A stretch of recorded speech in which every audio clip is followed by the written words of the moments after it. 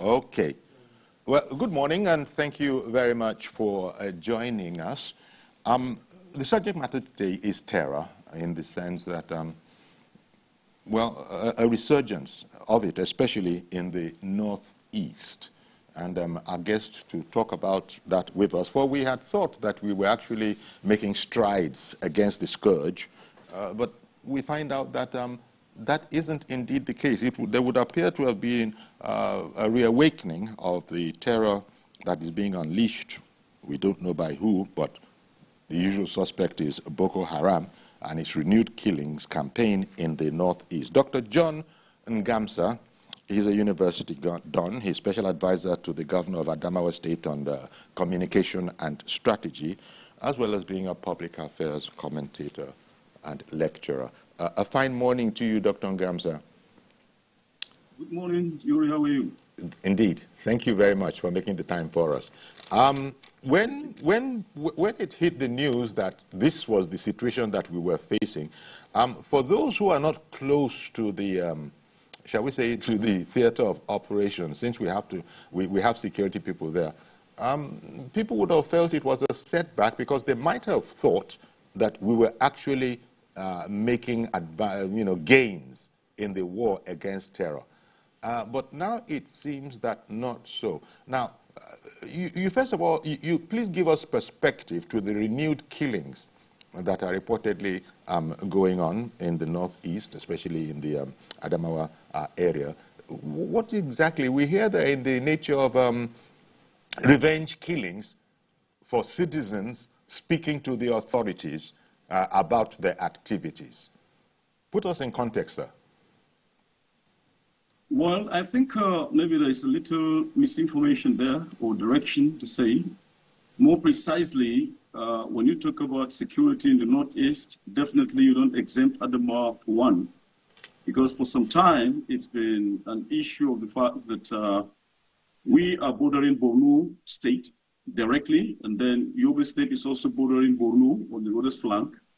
And basically, whatever obtains anywhere happens around, and that you find that Adamawa remains a haven, for some of these riffraffs. And as they come close, some villages are touched along the line, and certain things also get to impact us directly or indirectly. But I think the issue is more about what is happening repeatedly, in Yobe State and Borno State, where we've received repeated attacks, on both military personnel, villages being killed in good number, and international media equally reporting. On the media, you find maybe government saying 38 people killed, and on the other side, it's about the reality of what the people say. They talk about 180 and thereabout. So all these figures are outrageous. And I know too that we've been close enough, and I've had information even from the military establishment telling us what it's been like, on their own formations and on their own operational units. So to my mind, we are to make an analysis covering basically 3 states of the Federation, Yobe, Borno, and Adamawa State on the northern flank there, where it borders Borno, and we have repeated cases, some cases reported, others not reported. Hello. The Sambisa forest, the infamous Sambisa forest. I thought there were orders at one time to comb and clear the Sambisa forest, but apparently it's that has been an easier said than done task, because at the end of the day, it is thought that they make a quick recourse for there, and it is thought that if they were to be pursued into the forest, that's like a suicidal operation, for they have a better knowledge of the topography. What's the situation in that regard? Well, I'm not in the military establishment more precisely. I'm an ordinary citizen of Nigeria and an onlooker, a very curious one for that matter. And I'm also in position to say exactly, based on the impact that affect members of my own family, we the civilians, we the bloody civilians. And I think to put it appropriately, one tells you, if you look at the geography of Northeast, the forest stretches and ends somewhere closer to Adamawa State, if not into it, dovetailed into Adamawa State stretches of Gumbi and Hong local government. And by so doing, the place is mountainous, covering, some local governments in Borno, the Damboa, the Biu axis, where there is a military establishment. The valley there offers a lot of impediments, at least movements. Those in the military can tell you better and make better assessment as to the kind of difficulties they have along the line. But that is not to say that this thing is ongoing for quite a number of years, 10 years, even 5 years is good enough for any military force anywhere, no matter how ragtag or irresponsible they are, to master their terrain and to tell you exactly what it is. Yes, it happens, but we know that the basic philosophy of warfare that Nigerian army is trained for, mountain and jungle, warfare is prominent on their own battlecraft, and they know it very well.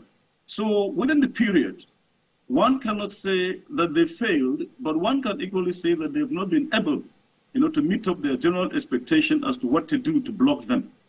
Because most of the operations they've been engaged in those areas, as difficult as the terrain have been reactionary, not preemptive, have been ongoing. And sometimes deliberately, these insurgents have direct attack on them and get them in their own camps, super camps or whatever it is that they've been able to place in place. But the understanding is when a military formation is attacked, it shows that the civilian villages, the population and the settlements are highly vulnerable and therefore receive it. So the earlier they do it, the better for us, because if they don't, these characters have succeeded in establishing kingdoms and a country of their own, collecting taxes, harassing citizens, and doing all manner of things that you can think about.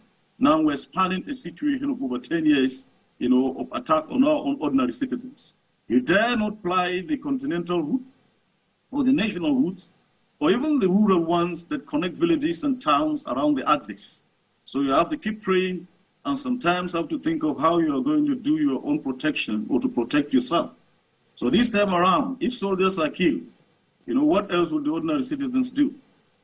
Perhaps they have to rush to their own tents, and maybe the shout will have to be, "Oh Israel, rush to your own camps." And I think that's just the bad situation and what we are receiving, on this note.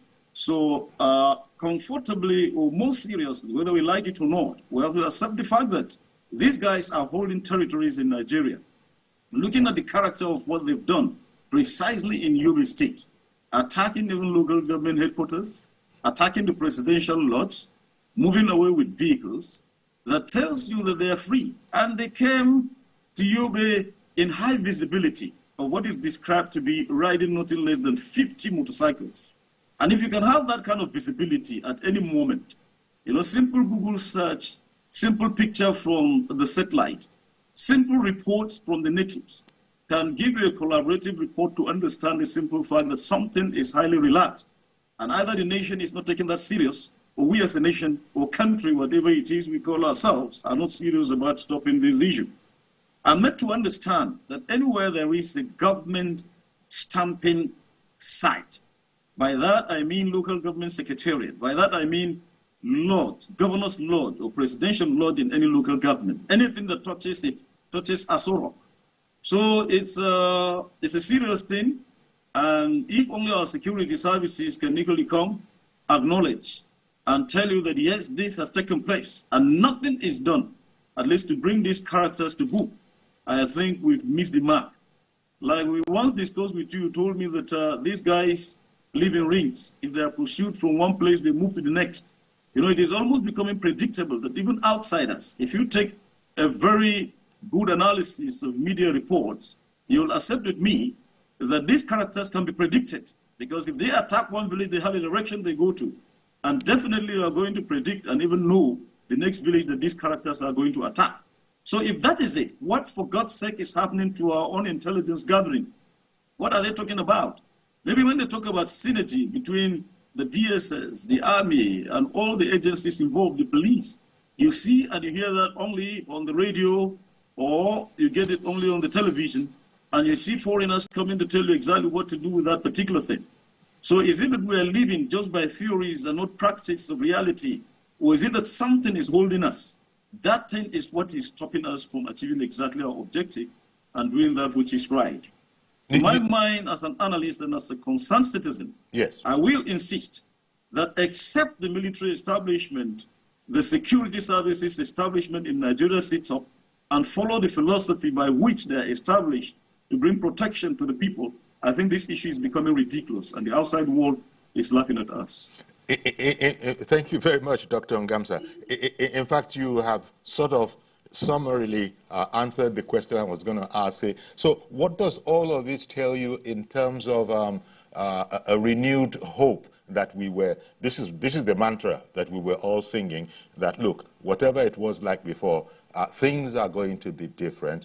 And you also asked another question in there. What exactly is happening with our own intelligence gathering? This is going to make it even harder because, subject to what you think, one hears that these expeditions, these killing expeditions, have been in the nature of punitive strikes. Say, oh, you know how to talk to the authorities, right? So you now descend on a people, helpless people, with their superior firepower. As in fact, you even said it. This is getting even more ridiculous by the day.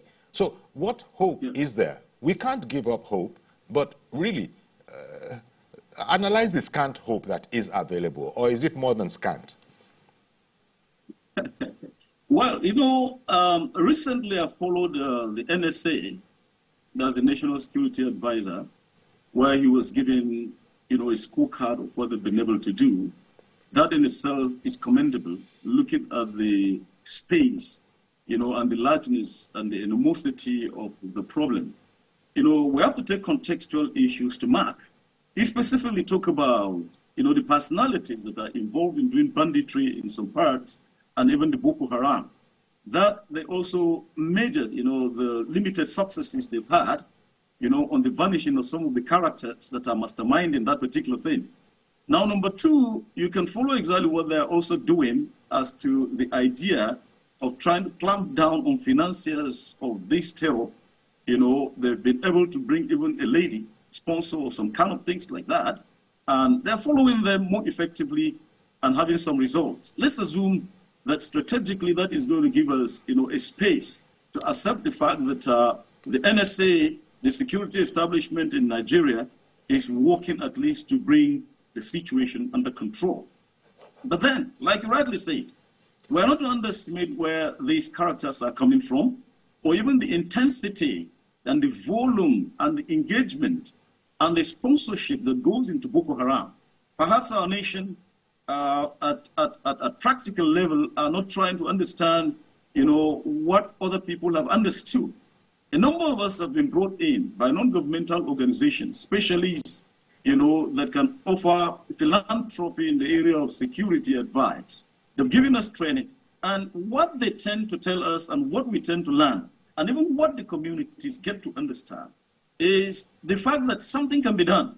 Because at that level of engaging local communities, you know, such NGOs have done very credible things, good enough at least for security services to adopt.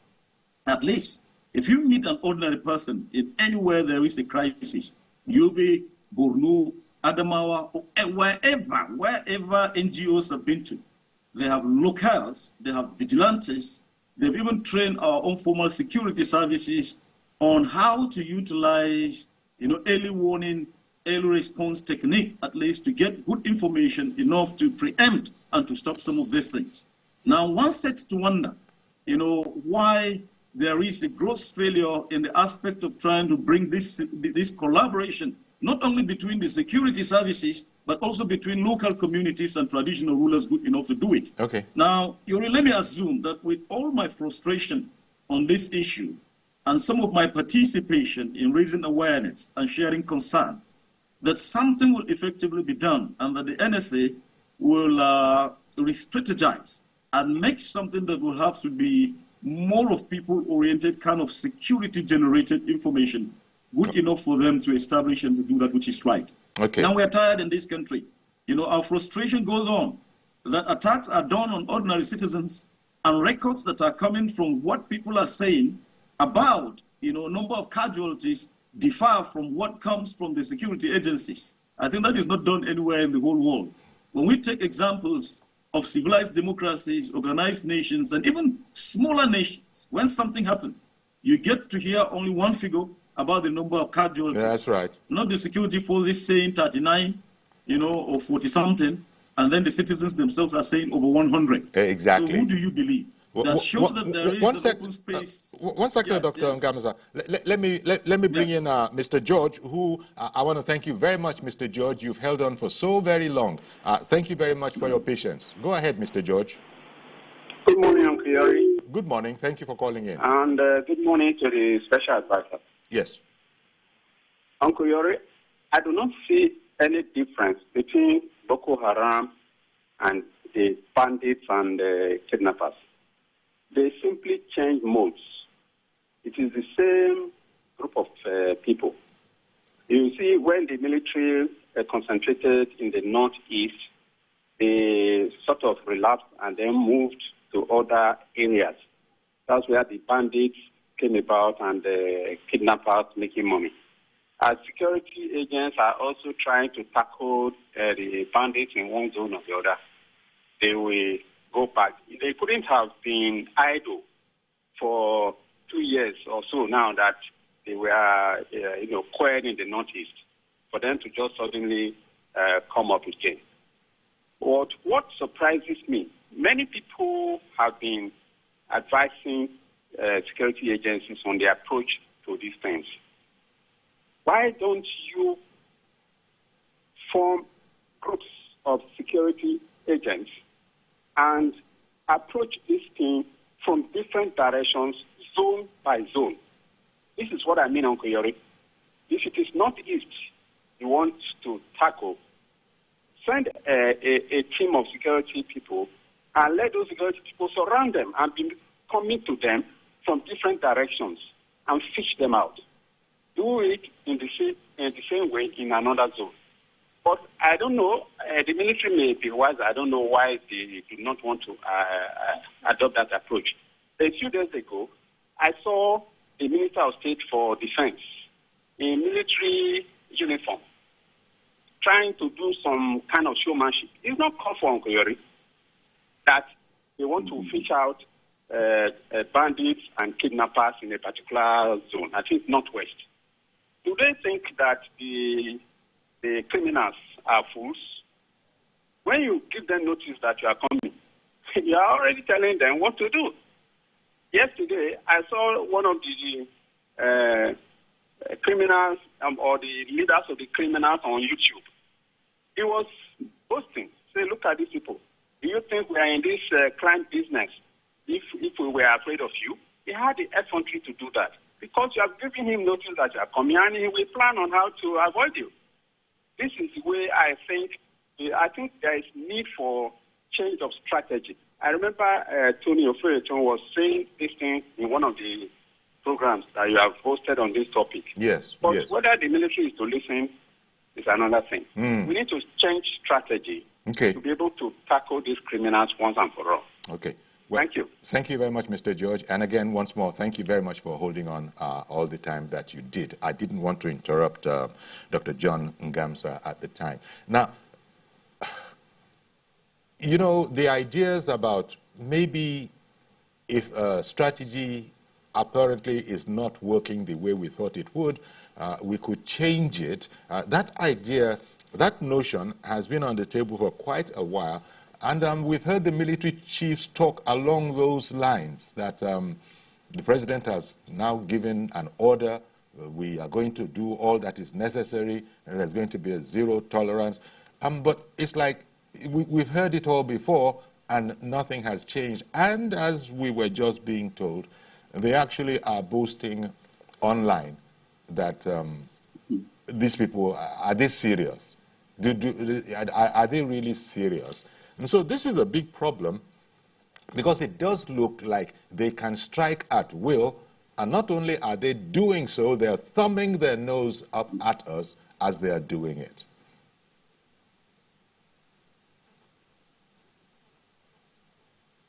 So this is where I was almost giving up hope, and I was hoping that you would say, well, it's not as bad as that. But you yourself are saying that this is it's a tough situation, to put it in perhaps professional terms.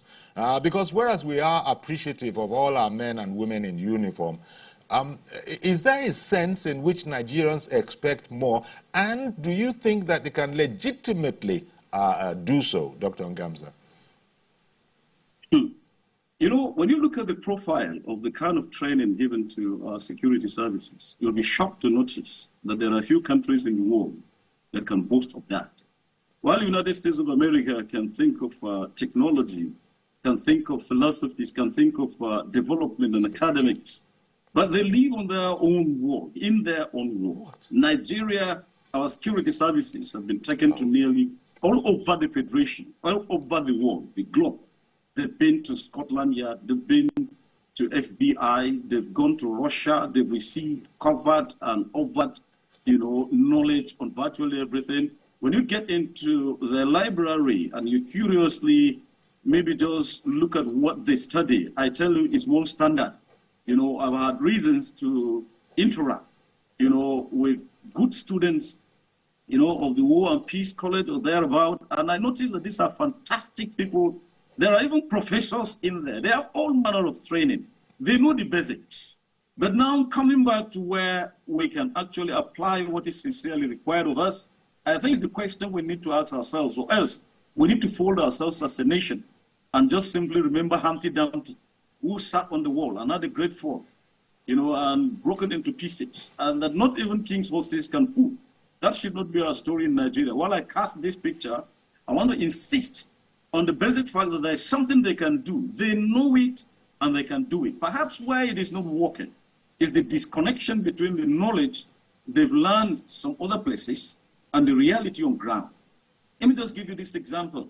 Some time ago, I listened to a police expert spoke about what they're doing all across the nation. And they mentioned two critical and tactical words, talking about mapping and pattern analysis. That in security analysis helps you to narrow and to do a feasibility that you can utilize strict budgets to it to achieve exactly certain things that you want to do. On a minimal scope, I don't like drawing you back to Adamawa State as a model, but I want to tell you that we have a governor that sits on it to act about pattern, about mapping, that sits on it to act about early warning, early response, that stays on it, on quite a number of occasions. Governor Ahmadu Fintri have asked, questions to do with the idea of how do we actually sustain and advise these people, to know the difference. To borrow his words, he says something kinetic and non-kinetic. And I was shocked that the governor at his sitting knows exactly what these particular terms are. And he directs. And in his own limited space, I assure you that he is doing it more effectively than anywhere that I can read. Because as it is now, in my own office where you are seeing, I have a map of the entire notice zone, and I try to update exactly what comes in based on the report that I receive. And by doing so, you can simply have a pattern. You can understand that these people have attacked this so place, utilizing this kind of strategy, and by so doing, we're expecting that they're going to do that, coming to other places. Oh. My governor has a model, and I assure you that on security management, beyond what he's doing, he knows and have placed, the vigilantes tactical, tactical level, good enough with their vehicles that he has donated, at least to contain some of these characters. Okay, Doc. So that is not to brag 1 second, about Doc. what he's doing. I beg your pardon, Doctor. Yes. Thank you. I beg your pardon for interrupting you, but Professor Edmund in Enugu wants to join the conversation. Good morning to you, Prof. Hello, Mr. Yori. Thank you for calling, sir. Good morning. Good morning, Professor Edmund. Please go ahead. Yeah, Mr. Yori, good morning. Good morning, sir. And good morning to your guest over there. Dr. Ngamza. Yeah, Dr. Ngamza. Good morning. Yes, I've been listening to what Dr. Ngamza has been saying and what George said. We've been discussing this matter over and over again. Yes. Yori, your program, as if your program has been devoted to fighting insecurity in Nigeria. So it's shameful. It's shameful that a nation like Nigeria, the so-called giant of Africa, the giant of the black race, cannot defeat ragtag boys holding this nation to ransom. It's very unfortunate, to say the least. There is this collective military failure. The military, the NSA, the police, NCNDC, that collectively failed and disappointed this nation. I mean, for how long shall we continue to talk about all this nonsense in Nigeria? Okay, okay, Professor. I'm totally ashamed. Indeed. Thank you very much. A lot of people will be feeling that sense of frustration as well. Dr. John Ngamsa, let me take a break. We'll be right back to continue this conversation, and we've taken your calls as well. Stay with us, please.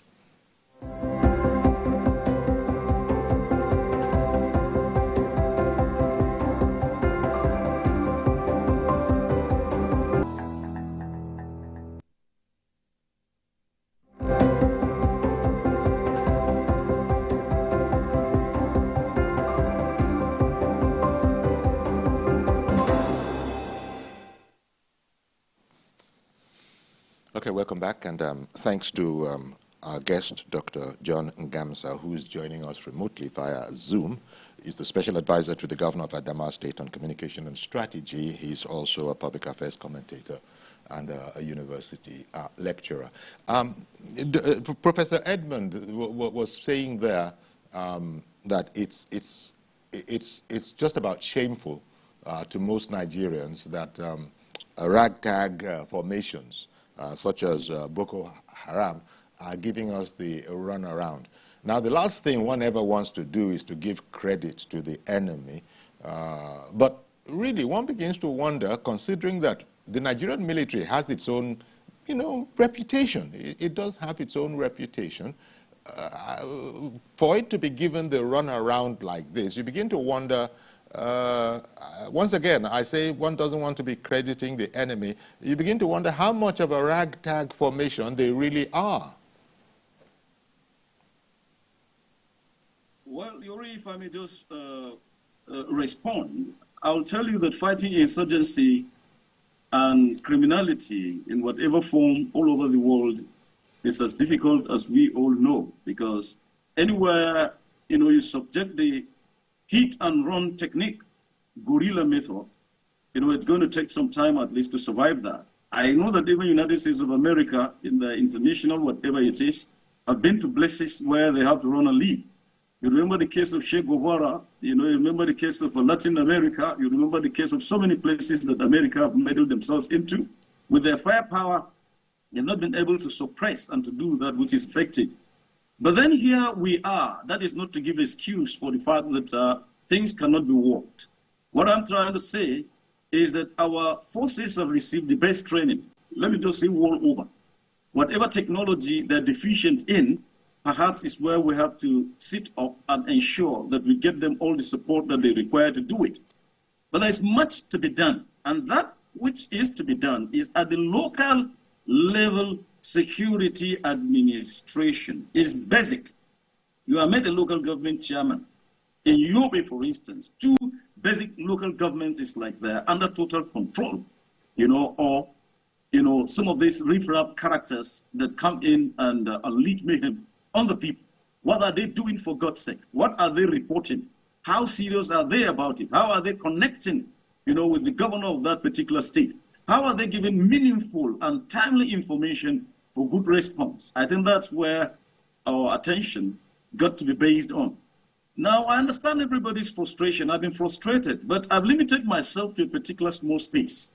If for social responsibility reasons, I can commit myself to say 1, 2, 3 things about my immediate community.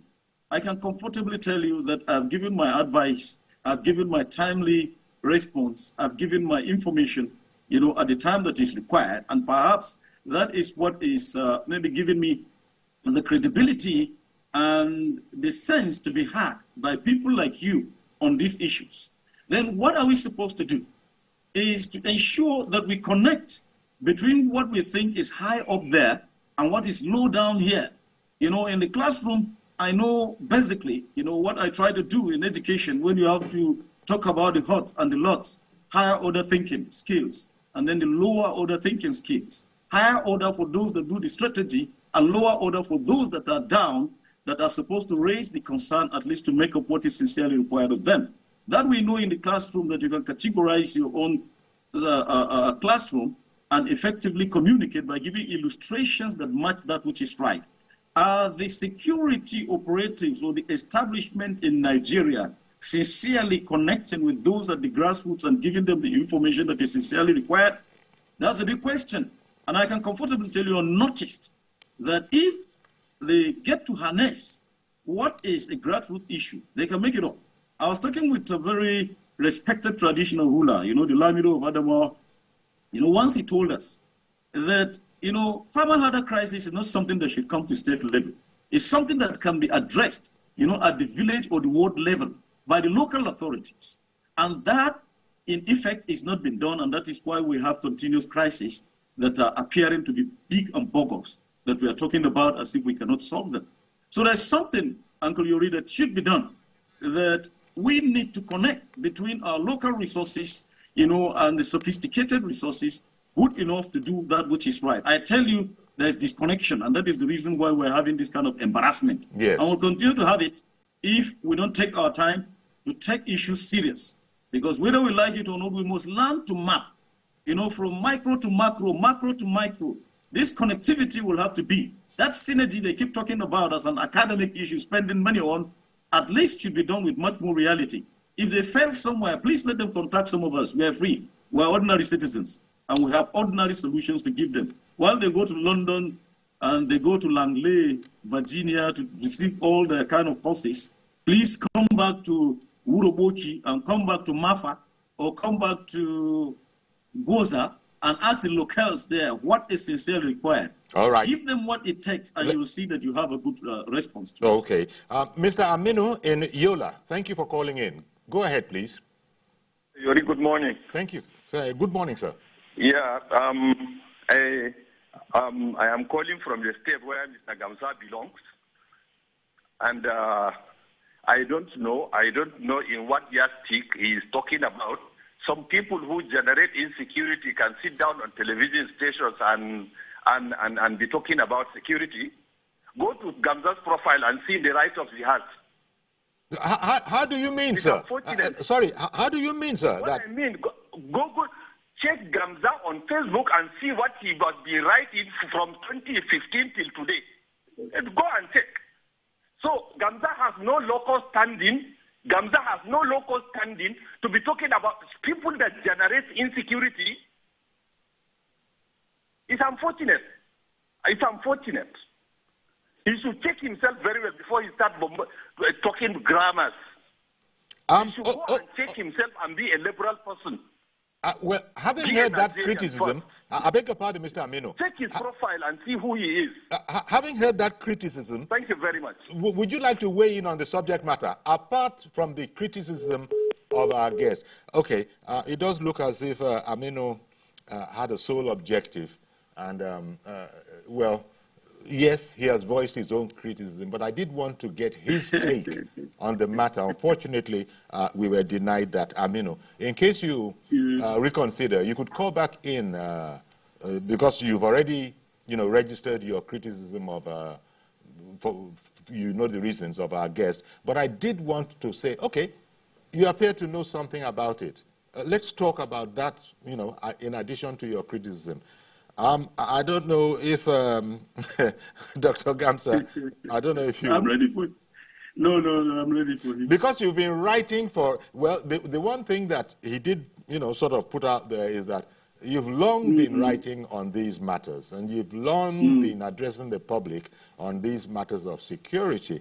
But I really wished that he would have expatiated a bit on the whole matter about those that are responsible or creating these things? Yes, you know, thank you, Yori. I will not be eager to respond to that kind of a charlatan on television or to call him that name, but I'm sure he's coming from a particular sentimental club. And if I might suspect, he's one of those people actually causing it and thinking that some of us are really doing that.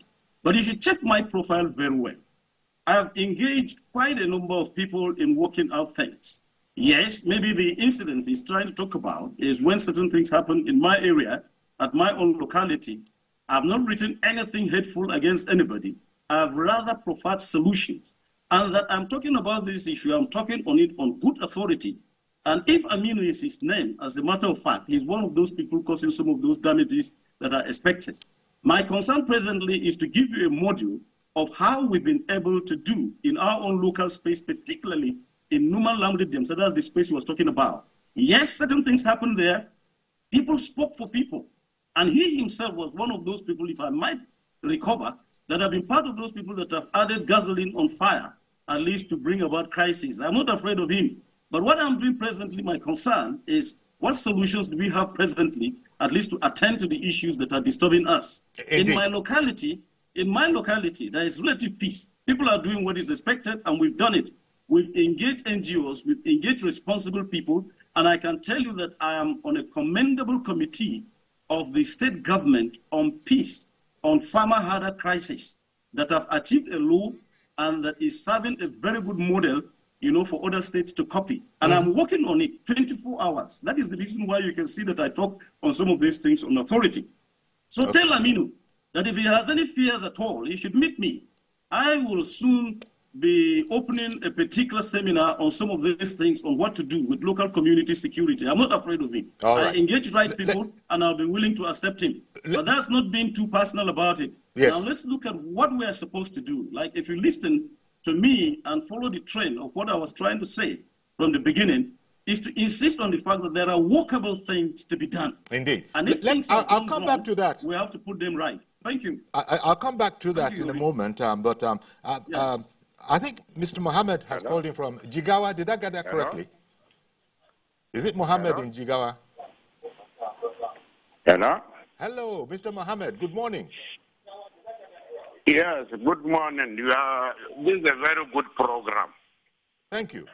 But, you know, during the time of Abacha, Nigeria had this security satellite. Major Ali Mustafa mentioned this. Carry on, please. Security satellite. Why are these military not using that security satellite? Okay. Okay. Why are they not using it? Major Ali Mustafa mentioned this security satellite more than five times. Why are these so-called military chiefs not using it? You will see bandits just last week were traveling to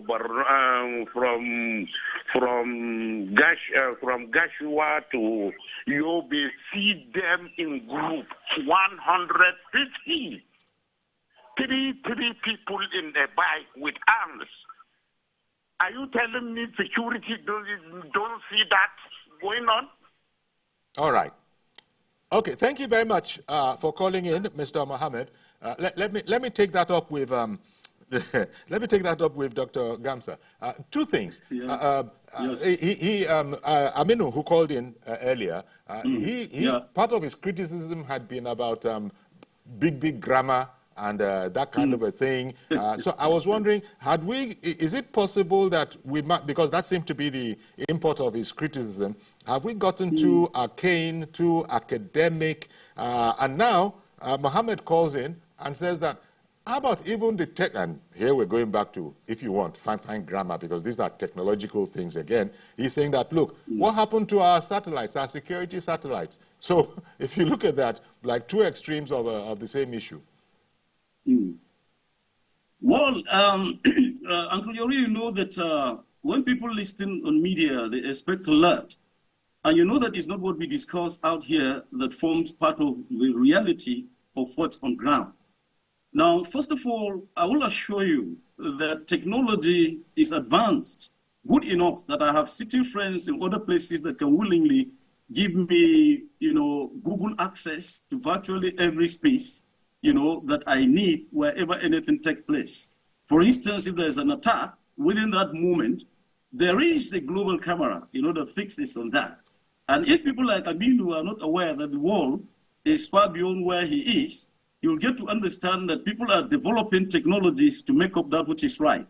I'm glad that the man that just contributed last spoke about what Major Al-Mustafa have been mentioned, coming from his own background and given the sophistication of his training, the best of course that he received during the Abacha period, tells you that in the world of military work, generally, if you don't meet up with the technology, you are not going to make it up, and that you'll be left behind. So it's either you move on with the moving forces, or you are killed, with forces that cannot move ahead. I think that is where our forces are in trying to solve this problem of insurgency. The technologies are open, the satellite is wide enough, and I can tell you that even those that go into television technology can comfortably give you some spatial information that is potent enough, at least for you to have good security administration. Then one seeks to ask why they resort to just doing some analog way of trying to source out information that will be of help to them. Well, that one is left to them. I will not try to impede the good intention of the Nigerian security forces or where they're trying to go, even if I know it's not something that I should disclose out here. But then there is a need fundamentally to insist, as we talk here, yes, from grammar to practicality, so that we can get things done. I tell you that, Uncle Yori, as we're discussing, every satellite is on, and everybody who is concerned about the security of Nigeria is being watched by people that are trying to undermine it. So we're aware of those saboteurs, and we're going to pick them on where necessary, by being just the good that will insist on giving the advice that is sincerely required, at least for things to move on. Yeah. Maybe that character called Aminu, I'm not disturbed about him, doesn't know how much I've done in working to bring out peace, in collaboration with the state government and many NGOs, which have been my friends, that I facilitated their coming in to work for peace. So I think there's much to be done. We have to continue to talk good enough for this establishment to hear what we are saying and to ask us what we can do, at least to bring peace to our people.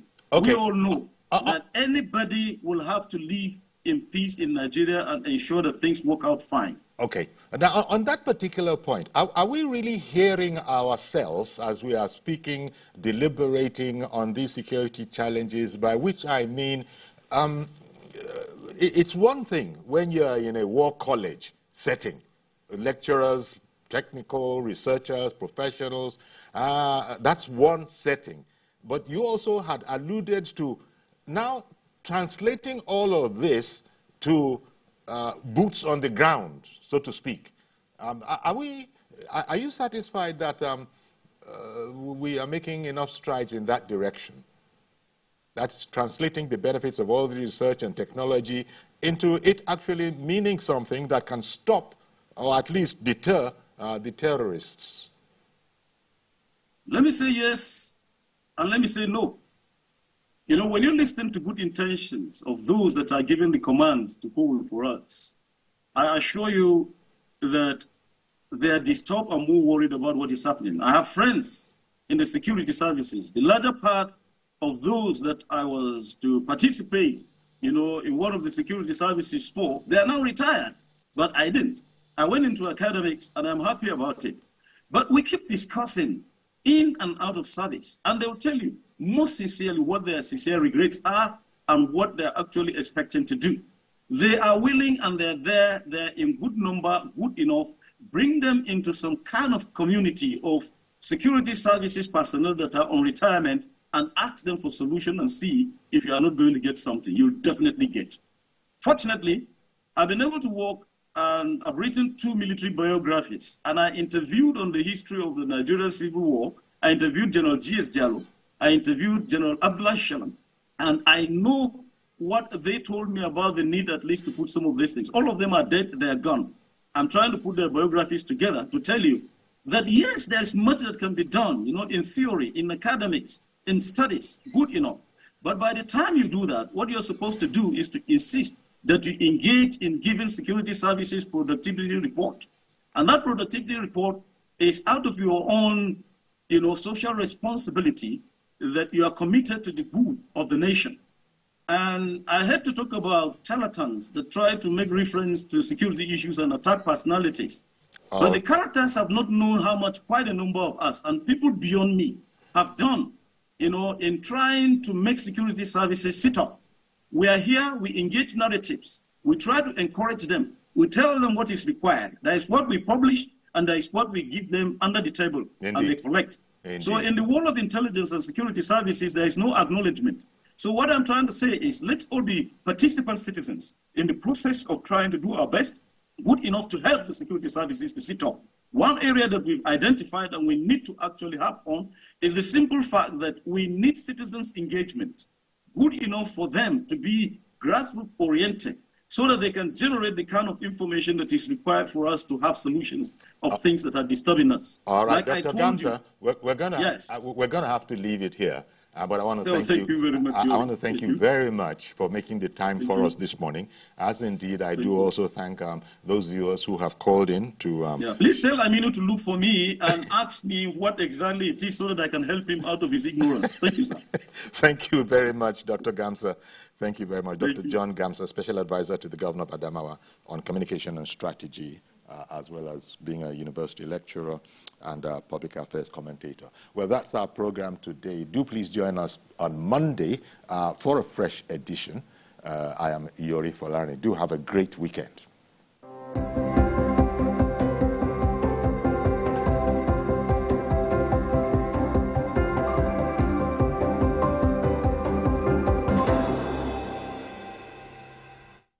Of Lagos, a quiet revolution is taking place. The Lagos State government proudly presents